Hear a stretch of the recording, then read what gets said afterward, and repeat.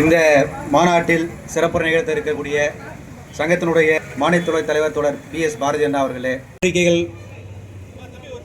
மாற்றுத்திறனாளிகள் அனைவருக்கும் மோடி அரசாங்கம் விதித்திருக்கிறது.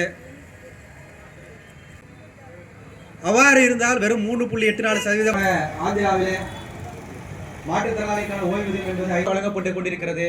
அதற்கெல்லாம் நிதி பற்றாக்குறை என்ற காரணத்தை இந்த அரசுகள் சொல்ல மறுக்கின்றன. இந்தியா ஒரு மக்கள் நலன் பொறுப்பு.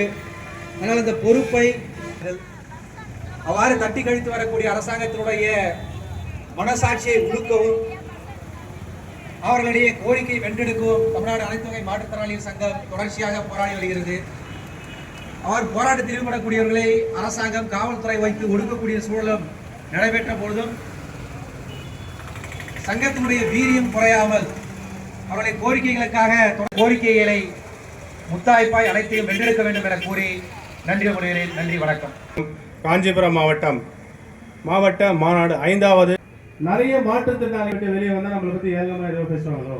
மாற்றுத்திறனாளிகள் பல பேர் பார்த்தீங்கன்னா உயர்த்த கொடு, ஆந்திராவை போல் கர்நாடகாவை போல் உயர்த்தி கொடு சொல்லிட்டு பல கட்ட போராட்டங்கள் நடத்திய சங்கம் நம்ம சங்கம் தான். உயர்த்த கொடு, ஆந்திராவை போல் கர்நாடகாவை போல் உயர்த்தி கொடு சொல்லிட்டு பல கட்ட போராட்டங்கள் நடத்திய சங்கம் நம்ம சங்கம் தான். நம்ம சங்கம் போராட்டத்துக்குனே வந்த சங்கங்க, சாதாரணமான சங்கம், போராட்டத்துக்குனே வந்த சங்கம். பலகட்ட போராட்டங்கள் 1-2 கிடையாது, பலகட்ட போராட்டங்கள் நடத்தி தான் இன்னைக்கு பார்த்தீங்கன்னா அன்னைக்கு இருந்த சூழ்நிலையில் பார்த்தீங்கன்னா மாற்றுத்திறனாளிகள் வாங்கணும் உதவித்தொகை வாங்கினா கடும் கட்டு